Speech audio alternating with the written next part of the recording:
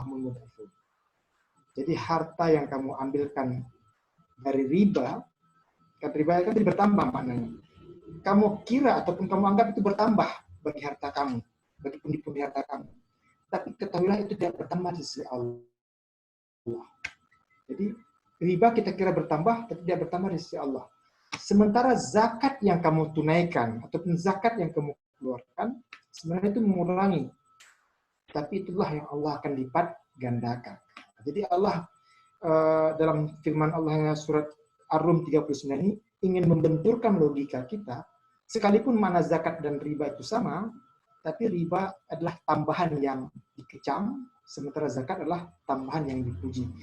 Makanya jadi makna zakat secara bahasa adalah bertambah, karena semakin banyak kita keluarkan, semakin dia sebenarnya menambah ya hartanya. Artinya kalau dalam apa itu ungkapan orang-orang barat itu kan dikatakan the more you give, the more you get. Semakin banyak kamu beri, semakin banyak pula kamu akan mendapatkan dari wujud yang lain.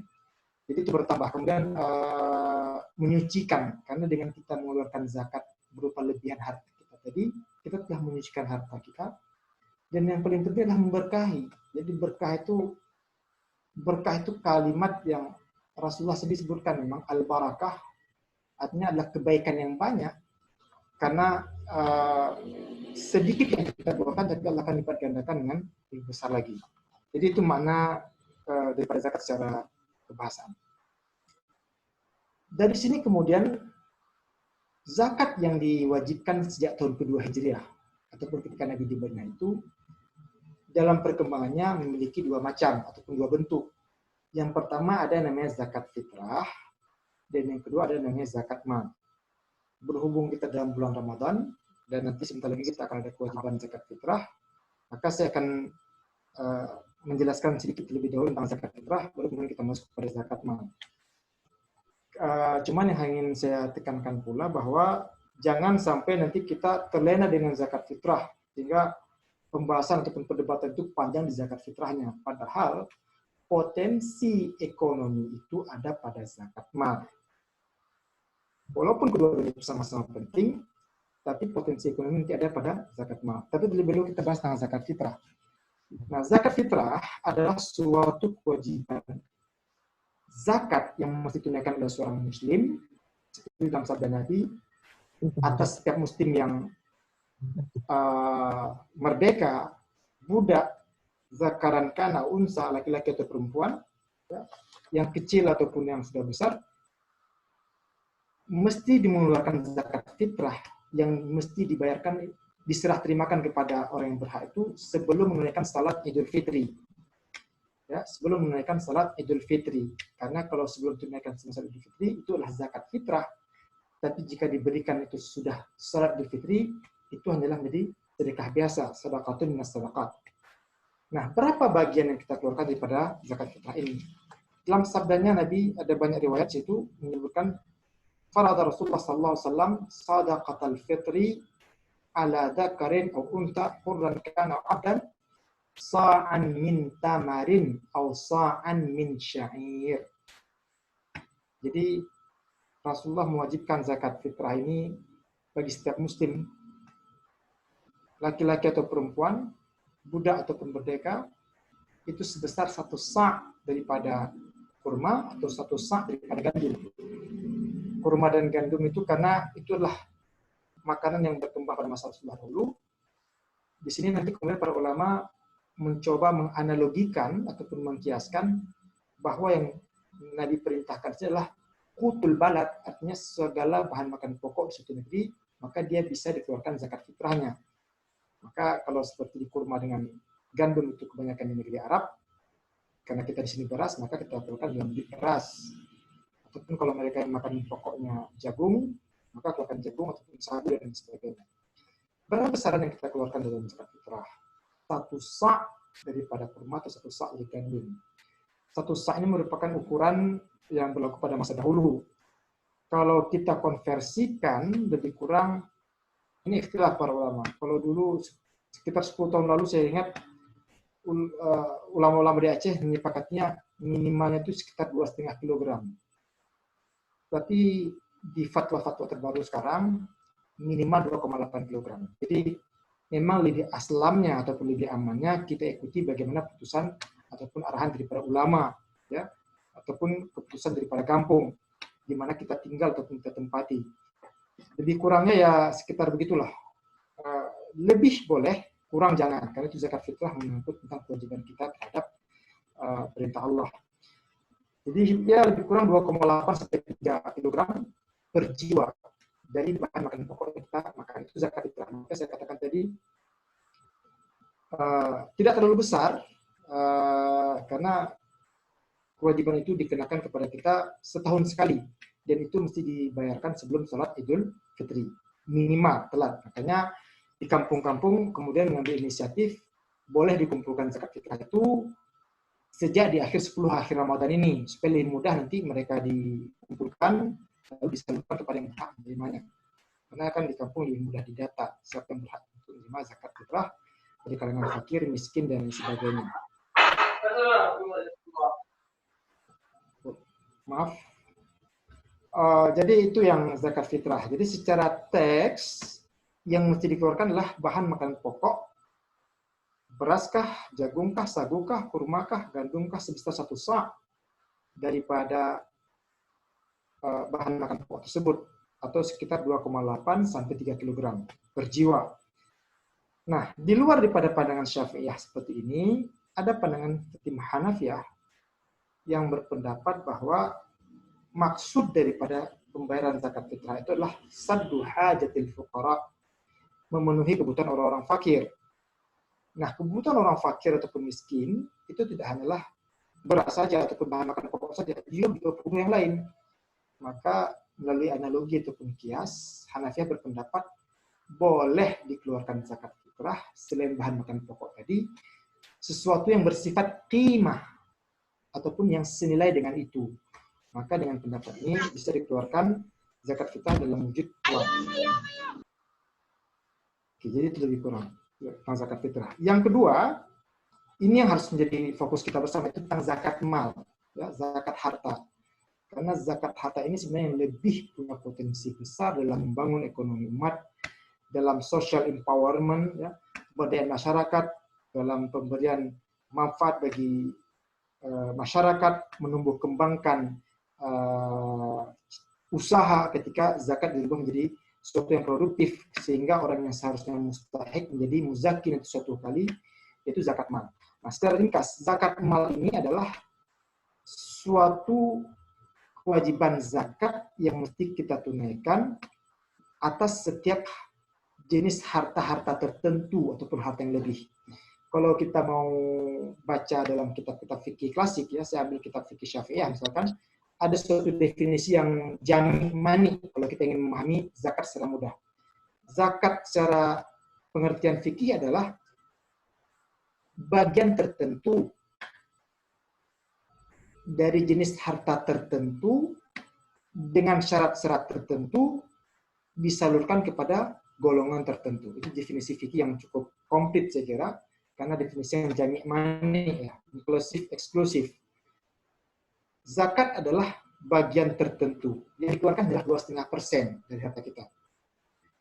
Jadi nggak semuanya kita keluarkan, hanya 2,5%. Dan yang 2,5% itu adalah lebihan ataupun tambahan dari harta yang kita miliki, bukan harta asli itu sendiri.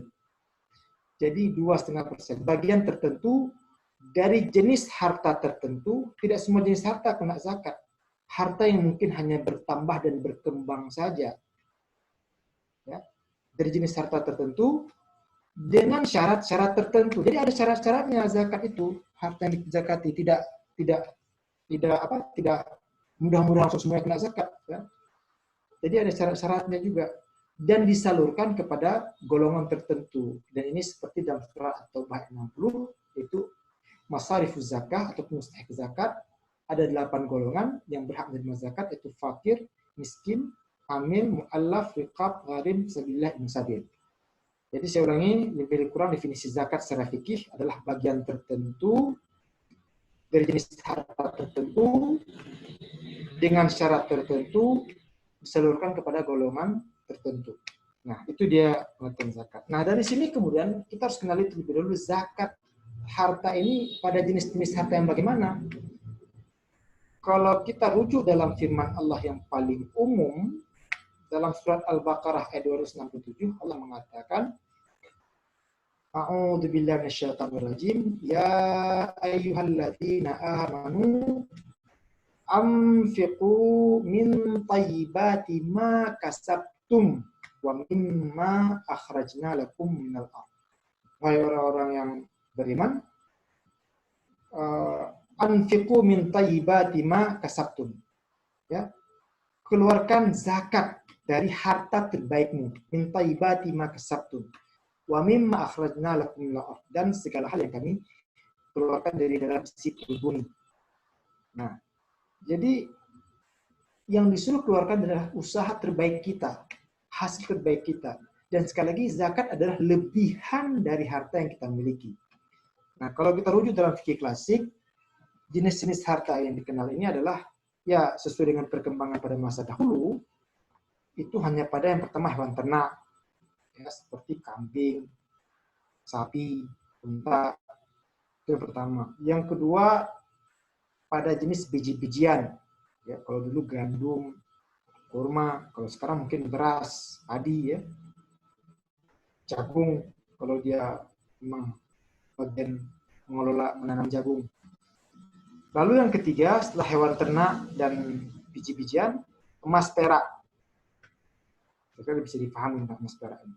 Kemudian rikas. Rikas itu barang temuan. Ya, kalau dahulu mungkin orang sering gali lalu mendapatkan harta karun. Tapi kalau dalam kondisi sekarang, itu bisa terkena kepada perusahaan-perusahaan besar ataupun multinasional yang mengeksplorasi minyak misalkan, ataupun gas, ataupun sesuatu yang diambil dari barang tambang. Ya, batu bara kadir di alam yang penghasilannya itu besar, maka itu terkena zakat. Dan besaran zakat rikas juga besar, 20%. Ya, khumus, seperlima. Dan yang terakhir adalah zakat perniagaan ataupun perdagangan. Jadi ada jenis 5 harta zakat yang dikenal dalam fikih klasik. Yang pertama adalah biji-bijian, hewan ternak, emas perak, rikas ataupun barang temuan yang ada dalam perut bumi, dan yang terakhir adalah perniagaan ataupun perdagangan. Itu di jenis harta yang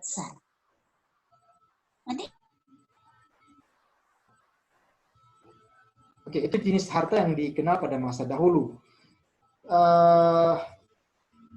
Tapi kalau kita lihat dengan seiring perkembangan zaman, jenis harta ini mungkin terus berkembang dan terus berubah. Ya, tidak kaku seperti di masa dahulu lagi.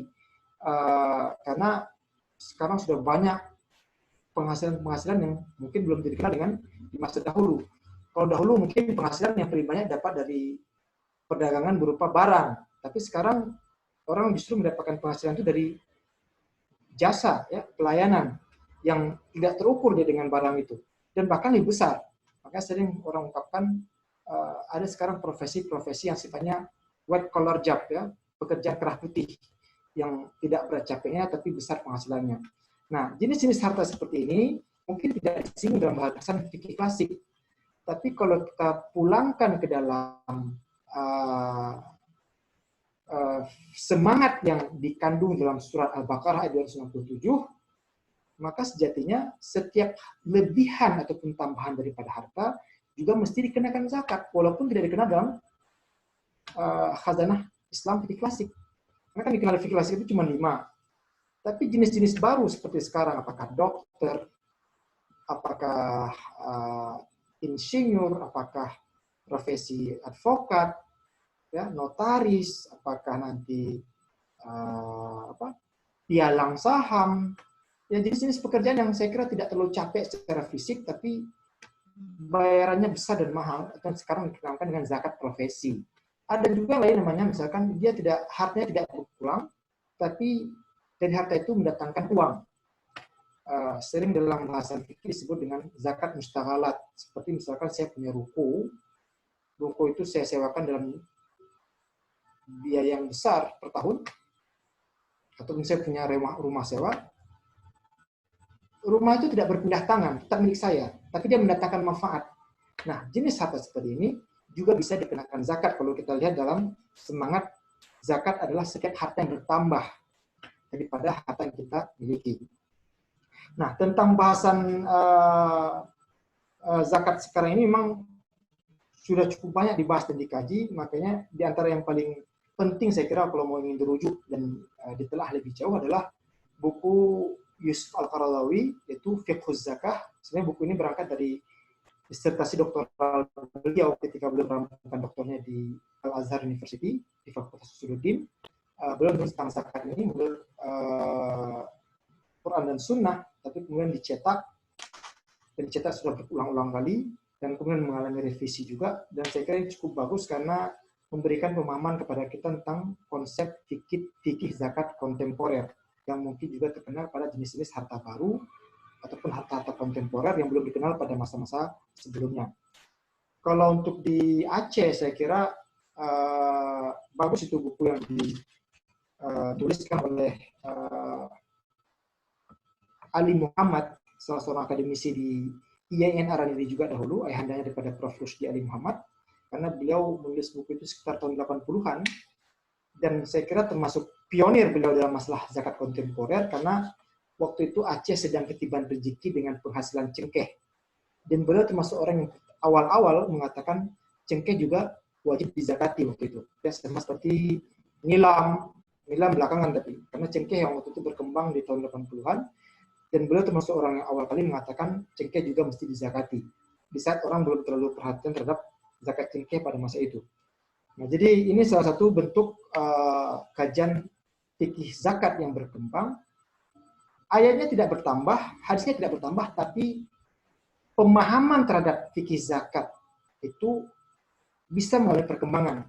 Karena sekali lagi berangkat dari konsep zakat adalah lebihan atau tambahan dari harta yang kita miliki. Dan lebihan ataupun tambahan itu yang kita tunaikan zakatnya. Bapak Ibu sekalian yang dimuliakan Allah, jadi tadi kita berikan definisi zakat adalah bagian tertentu dari jenis harta tertentu, yang jenis harta ini mungkin dia berkembang terus sesuai dengan pertumbuhan zaman ataupun profesi-profesi baru yang belum dikenal pada masa sebelumnya. Dan syarat-syarat tertentu. Jadi ada syaratnya zakat itu, tidak begitu kita tengok orang lebih sedikit langsung oh ini kena zakat, tidak juga seperti itu. Yang mesti dizakati itu harus memenuhi syarat ataupun kualifikasi. Yusuf Qaradawi dalam fikih zakat kemudian merangkum ataupun meringkas ada lebih kurang 6 syarat. Yang pertama, kepemilikan sempurna, al-milku tam. Ini penting, bahwa harta yang kita zakati itu adalah milik kita sepenuhnya. Artinya apa? Kalau seandainya harta kita itu masih ada sangkut pautnya dengan orang lain, baik itu berupa kongsi harta misalkan, ataupun kongsi dagang dan sebagainya, maka itu harus dipilah terlebih dahulu mana yang milik dia, mana yang milik orang lain. Jadi harus betul-betul zakat itu adalah kepemilikan sempurna. Syarat yang kedua daripada harta zakat itu adalah dia tumbuh dan berkembang. Ini yang kita tangkap dari firman surah Al-Baqarah tadi, surah Al-Baqarah 267, anfiqu min thayyibati ma kasabtum wa mimma akhrajna lakum minal ardh. Jadi lebihan daripada harta pokok. Dia tumbuh dan berkembang. Kayak mana kita tahu harta tumbuh dan berkembang? Kita kan bisa akuntansi ya. Penghasilan kita tahun ini sekian. Tahun depan kira-kira bertambah nggak? Ya, kalau ditotalkan semua, ya, ada suntikan ini, ada tundangan, ada tenjangan, ada tendangan, ada semacam-macam lah semuanya. Kalau ditotal semua penghasilan kita, kira-kira bertambah nggak setiap tahun? Kalau bertambah itu namanya lebihan tadi. Ya, gitu juga dengan orang berdagang. Misalkan orang berdagang, harta pokoknya berapa modalnya? Itu tidak terkena zakat. Tapi ketika dia sudah putar itu jadi usaha, kan dia kan bisa kalkulasikan berapa tambahan dari modal awalnya. Nah, lebihan atau tambahan itu nanti kalau memenuhi syarat atau kualifikasi berikutnya, maka mesti dizakati. Jadi syarat yang pertama adalah kepemilikan sempurna, artinya milik kita seutuhnya, tidak ada sangkut paut dengan orang lain. Yang kedua, harta itu tumbuh dan berkembang. Yang ketiga, lebihan daripada kebutuhan pokok. Ya, lebihan daripada kebutuhan pokok. lebih daripada kebutuhan pokok ini artinya makanya nanti kalau dalam penghitungan zakat dihitung berdasarkan dipotong daripada kebutuhan pokoknya. Makanya ada dua model kalau orang ingin menghitung zakat. Yang pertama dihitung daripada apa istilahnya neto ya, harta kotor. Jadi berapapun penghasilan di total semuanya, maka dari harta kotor itu 2,5% dikeluarkan. Tapi juga ada model yang kedua, dipotong terlebih dahulu kebutuhan pokoknya. Nah, kalau disebut dengan kebutuhan, maka diambil ukuran rata-rata di sebuah negeri. Tidak bisa diseragamkan semuanya. Jadi ukuran yang layak kehidupannya itu berapa? Kalau sudah dipotong kebutuhan pokok, baru di sisanya itu yang dikeluarkan zakatnya sekitar 2,5%. Itu dua model dalam ini. Dan Yusuf Qaradawi memilih yang kedua. Tapi kalau di beberapa tempat saya tengok lebih mengambil penghitungan zakat itu dari harta kotor, ini dari sebelumnya. Nah, yang ketiga itu yang apa? Lebihan daripada kebutuhan pokok. Yang keempat, tidak tersangkut dengan hutang piutang. Ya, jadi kalau ada hutang maka mesti dipotong dengan hutang. Sisanya itu nanti baru kemudian kita zakati sekitar 2,5%. Karena bagaimanapun hutang lebih dahulu diutamakan untuk dibayar ketimbang yang lainnya. Nah, yang kelima dan yang keenam yaitu adalah haul dan nisab. Ini yang paling penting. Jadi 6 syarat tadi, yang pertama kepemilikan sempurna, yang kedua harta itu tumbuh dan bertambah, yang ketiga lebihan daripada kebutuhan pokok hidup kita, yang keempat terlepas daripada hutang piutang, yang kelima dan keenam haul dan hisab. Jadi haul itu syarat kepemilikan setahun. Jadi kalau kita bisa hitunglah mudah. Artinya kalau kita tunaikan zakat pada Ramadan kali ini, maka kewajiban zakat nanti akan kita tunaikan pada Ramadan tahun depan. Sebagian ulama kemudian mengatakan 2,5% itu kalau perhitungan tahun Hijriah. Tapi kalau perhitungan tahun Masehi karena jumlahannya lebih besar, maka zakatnya juga lebih besar. Sebagian mengkonversikan sekitar 2,575%. Tapi kalau hitungan tahun Hijriah, maka bisa 2,5%. Jadi itu setahun kita miliki harta tersebut, setelah ditotal semuanya, kita keluarkan 2,5%, dan lebih mudah kita hitung dengan tanggalan Hijriah, ya, seperti Ramadan ini dan Ramadan berikutnya. Yang terakhir adalah nisab. Nisab ini juga sesuatu yang telah ditentukan oleh Allah, dan itu berdasarkan hadis Nabi, karena untuk zakat ini tidak dirincikan dalam Al-Quran. Al-Quran hanya menyebutkan secara garis besarnya saja, global, tapi perincian daripada harta-harta yang terkena zakat, perincian pada syarat-syarat harta zakat, perincian tentang berapa bagian harus dikeluarkan daripada zakat, itu semua dirincikan dalam hadis Nabi. Di sini juga kita penting mempelajari tentang fungsi hadis terhadap Al-Quran, yaitu menjelaskan apa yang masih disebutkan secara global dalam Al-Quran. Nah, tentang nisab ini ada dua bentuk. Yang pertama dari biji-bijian, itu berdasarkan hadis tadi dikatakan tentang nisab ini adalah mesti dikeluarkan kalau dia mencapai nisab khamsat ausud, 5 wasak. 5 wasak ini ukuran-ukuran pada masa dahulu ya. Kalau kita konversikan lebih kurang sekitar, kalau gabah kotor itu 650 kg. Jadi kalau padi masih ada kulitnya itu sekitar 650 kg gabah, itu sudah terkena zakat. Kalau padi bersih, kalau nggak salah saya sekitar 492 ya, ataupun katakanlah 495. 492 kg beras jadi itu sudah terkena zakat. Itu dari biji-bijian nisabnya. Sementara kalau yang zakat lain adalah dari dipulangkan dari nisab emas. Nisab emas itu ishruna miskal, 20 miskal. Itu miskal itu juga bilangan di masa Rasulullah. Lebih kurang kalau kita konversikan sekitar 85 gram emas. Ya. Jadi kalau orang sudah memiliki sekitar 30 mayang, berarti 30 mayang selain Banda Aceh saya katakan. Karena kalau Banda Aceh kan dia 1 mayang 3,33 ya. Tapi kalau di Banda Aceh 3 gram. Jadi kalau 36 lebih kurang 90 gram, maka dia sudah wajib terkena zakat, itu zakat emas ini. Nah, perdagangan, gaji itu juga dipulangkan kepada zakat emas ini. Di luar pada nisab ini, yang Nabi sebutkan hanya pada hewan ternak. Ya, hewan ternak itu juga ada nisabnya, seperti kambing 40 ekor baru dikeluarkan satu, sapi 30 ekor dikeluarkan satu, dan seterusnya. Itu tentang kurang zakat mal yang sudah kita jelaskan. Selanjutnya, tadi sudah kita katakan zakat adalah bagian tertentu 25% dari jenis harta tertentu, syarat-syarat tertentu, syarat tertentu sudah kita sebutkan dari 6, disalurkan kepada golongan tertentu, ya, yaitu mustahik zakat. Nah, golongan tertentu ini itu disebutkan dalam firman Allah surat At-Taubah ayat 60.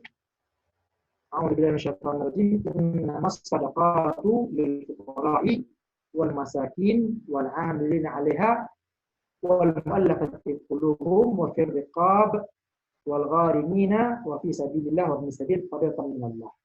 Jadi kewajiban zakat itu mesti kamu bayarkan kepada yang pertama fakir, miskin, amil, mu'allaf, riqab, gharim, sabilillah, musabil. Kalau kita artikan lebih mudah, fakir jelas ya, yang paling merana dalam hidup. Ya. Kedua miskin, ya sedikit lebih makmur daripada fakir. Kemudian amil yang mengelola zakat, yang mendata, yang berhak terima zakat, lalu menyalurkan zakat kepada yang berhak itu. Amil, orang yang bekerja untuk zakat. Mu'allaf, orang sudah condong hatinya ke dalam Islam. Maka kita mesti dukung dan sokong dia dengan kita berikan bantuan berupa zakat ataupun infak dan sebagainya. Yang kelima, mu'allaf, riqab. Riqab 22 itu orang yang belajar untuk ilmu lalu mungkin kehilangan kurang biaya itu. Maka orang seperti ini butuh dibantu dan media yang dibantunya adalah zakat. Jadi ada 8 asnaf yang disebut dalam Al-Quran tentang siapa yang berhak menerima zakat. Jadi ayat ini tidak akan berubah. Ayat ini tetap kita baca dari dulu sampai sekarang seperti ini dan sampai akhir zaman seperti ini. Yang mungkin berubah adalah pemahaman ataupun penafsiran tentang definisi dari masing-masing asnaf. Dan seperti begini, tentang fakir, siapa itu fakir? Tentang miskin, siapa itu miskin? Lalu tentang ibnu sabil, siapa itu ibnu sabil? Lalu tentang riqab, siapa itu riqab? Nah, ini pertanyaan-pertanyaan yang sering ditanyakan karena orang bingung bagaimana cara kita membatasi ukuran itu fakir, ukuran itu miskin, ukuran itu riqab, dan ibnu sabil. Karena kan kalau kita lihat di masa sekarang ini yang paling banyak menerima zakat ya 3 atau 4 jenis asnaf ini.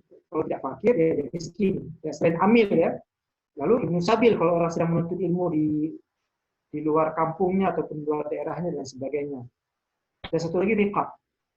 Nah, jadi sekali lagi ayat tidak akan berubah, tapi penafsiran terhadap ayat itu mungkin berkembang. Contoh begini, kalau definisi fakir di fikih klasik, sering diartikan fakir itu orang yang cukup hanya makan hari ini saja. Fakir adalah orang yang tidak cukup makan sehari pun. Sedemikian merana dia. Sementara miskin lebih makmur sedikit daripada fakir, ada hari ini tidak ada esok. Tapi kalau definisi seperti itu terlalu sukar kita terapkan dalam konteks sekarang ini, terlebih untuk kita cari orang ukuran ada makan sehari ataupun ada makan hari tapi tidak ada esok.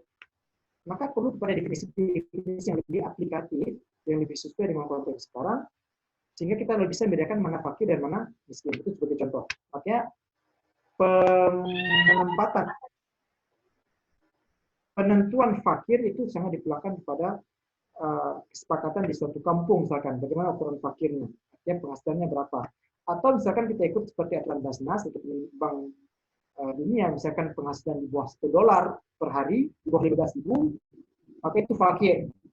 Di atas $2 ataupun 30.000 itu dianggap miskin. Artinya rate yang diatur adalah daripada penghasilan. Itu lebih mudah juga untuk kita ini. Karena kenapa saya katakan penting begini? Karena ada juga yang miskin, terlebih dalam kondisi seperti sekarang ini. kondisi kita sedang pandemi COVID. Pandemi COVID sebenarnya menyisakan masalah baru di antara kita, masalah ekonomi dan masalah sosial. Karena ada orang yang sebelumnya sudah bekerja dan berpenghasilan, tapi kemudian misalkan putus hubungan kerja, PHK, ataupun mungkin gara-gara itu dia tidak lagi bisa bekerja, sehingga tidak bisa berpenghasilan. Jadi yang awalnya sanggup menakdir dirinya sendiri dan keluarganya, juga terpaksa harus kita bantu karena dia menjadi miskin. Nah, itu sebagai contoh. Ya. Jadi harus kita lihat dengan konteks yang kita hadapi di tempat ataupun di lokal. Kemudian bisa juga disebutkan kalau kita lihat dalam kajian sosiologi, kan miskin itu ada yang namanya miskin kultural, artinya yang miskin memang semangatnya miskin sekali, memang mau berangkat daripada garis kemiskinan. Dia menikmati dengan kemiskinannya itu. Tapi juga ada yang miskin struktural. Miskin struktural itu kan bukan dia yang ingin mengharapkan miskin, tapi kondisi ekonomi suatu negeri memaksakan dia untuk menjadi miskin. Dia sudah bekerja, dia sudah berpenghasilan, tapi penghasilannya itu tidak mencukupi kebutuhan keluarganya. Sehingga dia dipaksa menjadi miskin. Dan ini saya kira sering kita jumpai dalam kondisi masyarakat kita sekarang, ya, terutama di kota-kota besar. Seperti di Banda Aceh juga. Ya. Makanya saya lihat Banda Aceh biaya hidupnya itu besar. Ya. Makanya saya pindah ke Lok sekarang. Biaya hidup lebih murah sedikit daripada di Banda Aceh.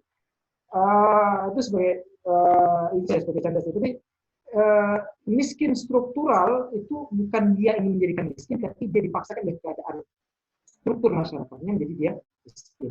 Begitu juga dengan rikab, misalkan. Rikab kalau dalam konteks klasik juga. Tapi bagaimana sekarang kita cari budak yang sudah tidak lagi hukum perbudakan, budak, lalu kita ingin katakan apakah ayat ini berlaku? Ya, karena walaupun budak memang tidak lagi di masa sekarang, tapi hukum perbudakan masih berlaku.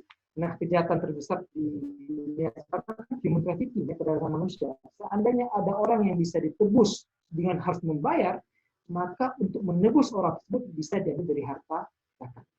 Jadi sekali lagi, jenis-jenis atau mustahik zakat ini sangat mungkin terbuka untuk penafsiran baru.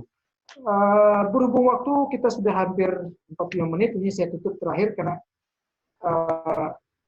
tadi sudah kita bahas secara panjang lebar tentang fikih zakatnya. Sekali lagi melihat dari jenis harta-harta yang berkembang zaman sekarang, zakat perlu kepada pengelolaan dengan baik, dengan sempurna, dengan profesional, karena zakat punya potensi besar bagi ekonomi. Saya pernah baca dalam sebuah hasil penelitian di daerah Sulawesi, lupa saya bupati beliau, di daerah Sulawesi ada namanya Bulukumba. Di Kabupaten Bulukumba itu ada seorang bupati yang baik sekali dan dia sangat islami sekali, sehingga dia berhasil mengelola zakat dengan baik sampai di tahun 2004-2005. Dia nggak lama berkuasa, hanya sekitar 2 tahun, 3 tahun. Penguasaan nama Bupati Papua Tinggi, ya. Pada masa seperti ini, zakat di Bulukumba itu berhasil menjadi PAD, pendapatan asli daerah, karena begitu besarnya potensi zakat yang dan itu menjadi pemasukan yang lain selain daripada pajak. Bahkan saya pernah juga baca hasil penelitian tesis di Mesir. Kalau seandainya pemerintahan Islam itu fokus pada zakat saja, nggak perlu lagi namanya pajak. Walaupun jumlah zakat itu kecil, 2,5%, pajak itu 10%, tapi dari zakat saja itu sudah terakomodir semuanya dan itu cukup untuk kebutuhan menjadi sebuah negara atau pemerintahan. Tapi sekali dengan profesional, dengan jujur, dengan amanah, transparansi, akuntabilitas, kalau itu dilakukan dengan baik, maka bukan tidak mungkin kita akan mewujudkan kembali seperti zaman keemasan pada masa pemerintahan Umar bin Abdul Aziz. Sampai di sini saya padai. Kita bisa kembangkan dalam sistem dan jawab. Mas Fatim, saya serahkan kembali kepada moderator. Terima kasih. Ya, syukur Ustaz atas materinya, dan saya sekarang buka sesi untuk diskusi ya. Siapa ingin memperdalam lagi materi ini, silakan.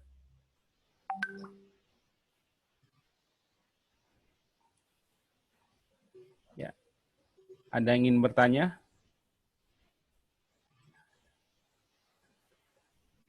Tapi terdengar tadi soalnya, tidak terlalu cepat ya? Terdengar, Ustaz. Terdengar, jelas. Mungkin dari... Saya kira banyak hal yang zakat. Apalagi sekarang ya. Banda Aceh sedang ribut-ribut tentang zakat fitrah setelah lembaga ulama di sana mengeluarkan fatwa tentang zakat fitrah itu, atau mungkin zakat malah karena ini yang punya potensi ekonomi yang besar sih. Mungkin kalau belum ada yang bertanya, saya ingin memperdalam lagi terkait potensi zakat, Ustaz. Ya, kita kan tadi baru belum menuju ke masalah potensi zakat di Aceh ya. Nah, sejauh mana penglihatan Ustaz terkait potensi Aceh dengan Baitul Malnya ya, potensi zakat, karena saya melihat ada statement yang mengatakan bahwa sangat besar potensi zakat di Aceh. Namun kalau kita lihat dari praktiknya, misalnya Baitul Mal memiliki program terkait beasiswa duafa. Jadi dia menyekolahkan beberapa sejumlah anak yatim ataupun duafa dan yang di drop ke sekolah-sekolah unggul. Namun dari Baitul Mal sendiri hanya menanggung 80%, tidak menanggung 100%, sehingga membuat dilematis beberapa sekolah, termasuk di Daya Atia ya. Jadi mau nggak mau ketika kita menerima Daya kemudian melakukan subsidi terhadap siswa yang bersangkutan. Nah, artinya kan seolah-olah belum terserap secara maksimal zakat di Aceh. Kalau pun memang potensi di Aceh ini besar, mestinya Baitul Mal menanggung 100% ya. Nah, seluruhnya gitu. Sehingga tidak membebani keuangan dari Daya gitu atau dari sekolah-sekolah yang menerima duafa ya. Begini, menanggung stabil gitu ya. Iya. Oke, terima kasih. Jadi saya kebetulan juga terlibat dengan tim peneliti dari UIN Haradiri waktu 2015. Ini 2015 saya katakan. Kita ngambil beberapa sampel di Kabupaten di Aceh, ada di Singkil, ada di beberapa daerah lah dari Aceh ini. Ternyata dan penelitian ini jadi perhitungan juga kenapa dilakukan. Potensinya besar sekali dan ini yang belum tersentuh. Artinya kan kita kajian lapangan ini kita lihat daripada misalkan penghasilan satu, daripada usaha, artinya kemungkinan pendapatan orang per orang, dan itu tiap-tiap daerah di Aceh punya kekhasan tersendiri. Seperti misalkan di Bren mungkin perdagangan, kayak di Singkil ya seperti lobster, udang dan sebagainya. Artinya itu jumlah yang besar juga. Beberapa daerah mungkin pariwisata, ya, di Takau mungkin pertanian dan sebagainya. Artinya dari penghasilan itu juga cukup besar. Cuman kenapa pemasukan zakat di Aceh itu tidak maksimal? Pertama yang saya tangkap dari hasil ini juga adalah zakat di kita oleh amil masih bersifat menunggu, tidak menjemput. Ini perusahaan terbesar saya kira. Jadi amil itu sepertinya dia hanya menunggu daripada orang menunaikan zakat, sambil mungkin nanti sambil kasih halu-halu 2 kali, lalu kemudian kasih iklan untuk beritahukan tentang kewajiban zakat itu salurkanlah kepada Baitul Mal dan sebagainya. Padahal kalau kita lihat dalam perintah surat At-Taubah 103, Allah katakan dengan jelas, khudz min amwalihim sadaqatan tutahhiruhum wa tuzakkihim biha. Jadi harusnya itu Baitul Mal ataupun amil itu menjemput zakat kepada orang muzaki. Ya, ketuk pintu masing-masing rumah itu. Karena apalagi kita di Aceh, daerah syariat Islam, harusnya punya power lebih lah, punya otoritas lebih untuk bisa menjemput zakat demikian. Ya. Itu yang pertama saya kira. Jadi harus dijemput zakat itu, jangan hanya dinanti dan ditunggu kesadaran masyarakatnya. Karena kalau lihat dari penghasilan daripada usaha yang bermacam-macam, jenis-jenis harta yang berkembang di Aceh juga bermacam-macam. Karena masing-masing daerah punya kekhasan tersendiri, saya tengok. Satu. Yang kedua, sosialisasi itu perlu jelas. Karena ini yang saya katakan penting juga kita tumbuhkan kesadaran. Artinya siapapun kita punya kewajiban untuk terus mensosialisasikan tentang zakat supaya masyarakat itu tumbuh kesadarannya. Nah, karena kalau kita lihat di masa Umar bin Abdul Aziz, saya kira tentang kenapa zakat itu bisa surplus kalau kita kaji dalam beberapa literatur, yang pertama tuh pemahaman agamanya itu bagus. Jadi masyarakatnya itu pemahaman agamanya bagus sehingga mereka terpandu untuk menunaikan zakat. Nah, ketika diberikan zakat kepada mustahik, orang mustahiknya pun memiliki sifat dalam bahasa agama disebut dengan qanaah, merasa cukup. Jadi ketika dia berikan, saya perlu, tapi saya tidak merasa butuh dengan zakat karena saya bisa mengusahakan diri sendiri. Sehingga Akhirnya amil itu bingung menyalurkan zakat pada siapa ini. Akhirnya zakat menumpuk lagi di Baitul Mal dan itu surplus. Jadi bagus di masyarakat pemahamannya itu tentang keagamaan bagus. Artinya orang menunaikan zakat sadar dan orang yang menerima zakat juga sadar bahwa dia layak, tapi dia tidak merasa layak untuk menerima zakat. Maksudnya lebih layak lagi orang di bawah dia. Jadi lembaga seperti itu. Sehingga zakat yang sudah terkumpul menjadi surplus dan sebagainya. Nah, jadi kita perlu buat strategi yang lebih jitu tentang zakat di Aceh ini. Potensinya besar sekali karena beragamnya jenis usaha tadi itu. Apalagi sekarang seiring perkembangan waktu, orang lebih banyak usaha secara online.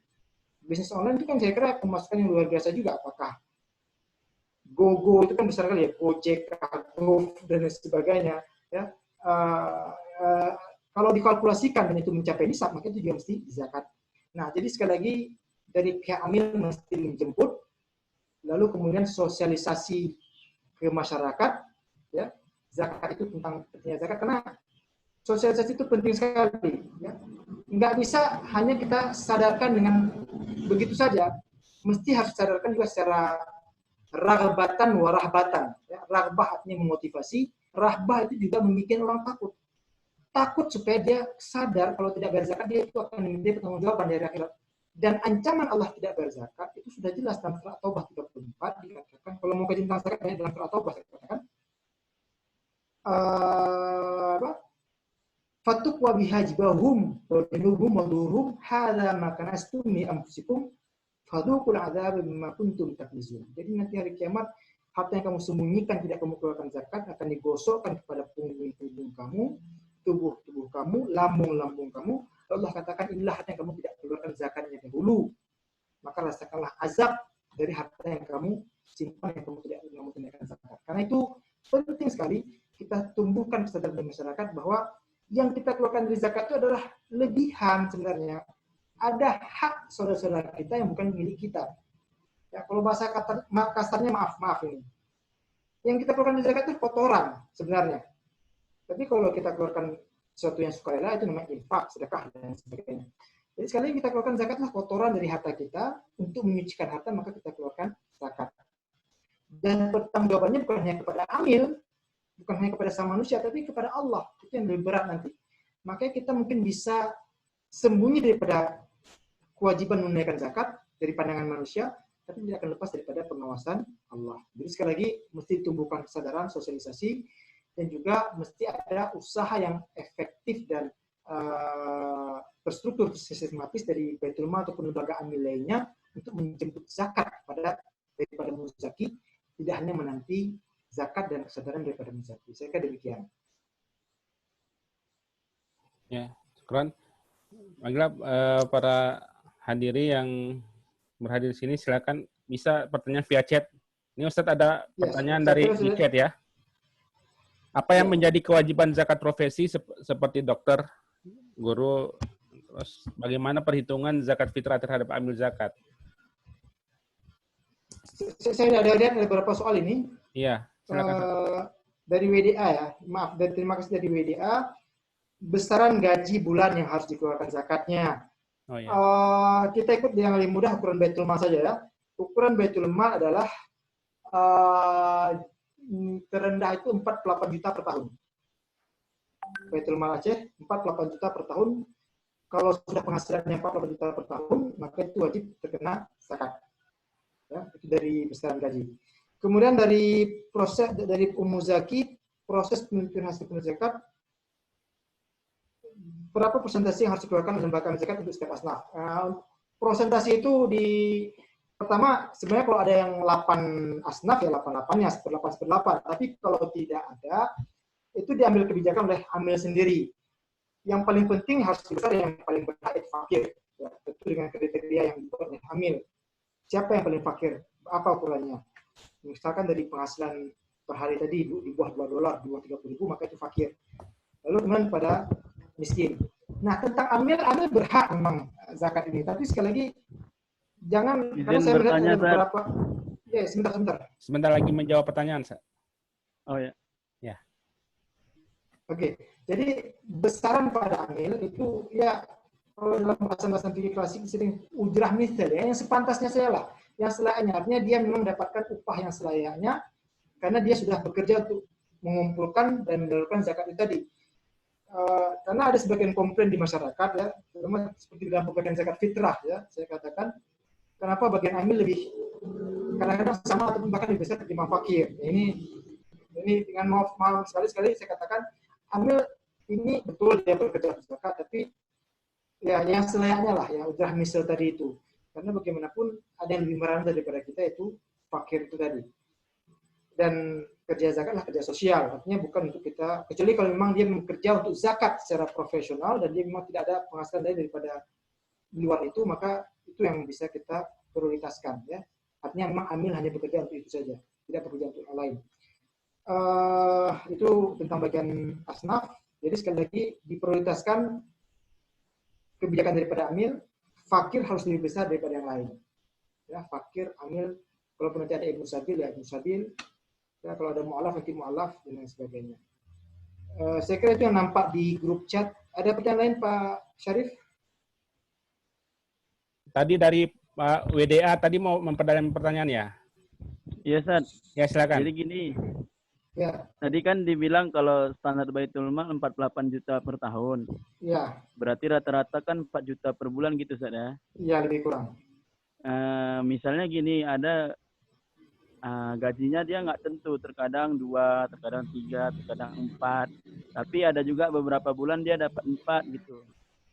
Itu apakah hanya yang di bulan yang dapat 4 yang dikeluarkan zakatnya atau gimana, Ustaz? Jadi gini ya, terima kasih Pak Widya. Untuk pembayaran zakat gaji ini bisa kita pulangkan per bulan, bisa kita pulangkan per tahun. Sama saja itu. Karena kan kalau kita potong per bulan, dari misalkan kalau 4 juta per bulan, kan otomatis langsung dipotong 2,5%. Kalau dia per tahun 48 juta, juga dipotong 2,5%, hal yang sama. Tapi kalau pendapatannya berbeda-beda per bulan, range-nya berbeda-beda, kalau kita lihat pada syarat haul, kan dia kan bisa catat penghasilannya berapa gitu. Katakanlah memang tidak tetap 4 juta. Kan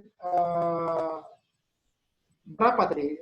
Mungkin ada yang 4 juta, sekali mungkin lebih 5 juta, ada mungkin kurang 3 juta. Kalau misalnya di total dalam setahun itu kurang daripada 48 juta ya jangan, kita tidak berkewajiban untuk mengeluarkan zakat. Mungkin bisa kita tunaikan dalam wujud yang lain, infak-kah, sedekah-kah. Ya. Tapi kalau misalnya di total itu jumlahnya besar, lebih daripada 40 juta, maka dia terkena zakat. Saya kasih contoh begini, kayak pegawai negeri misalkan. Pegawai negeri kan kalau misalkan secara gaji, dia sudah tetap. Tapi kan pegawai negeri juga ada tunjangan, ada tendangan lain. Seperti guru misalkan. Guru termasuk dosen misalkan. Sudah ada nanti namanya sertifikasi, sudah ada nanti remonisasi ya. Jadi kalau di total antara remonisasi dan sertifikasi dan gaji per bulan, di total dan itu sudah mencapai lebih dari 48 juta, maka dia wajib terkena zakat sebesar 2,5%. Seperti demikian. Ya, gimana penanya?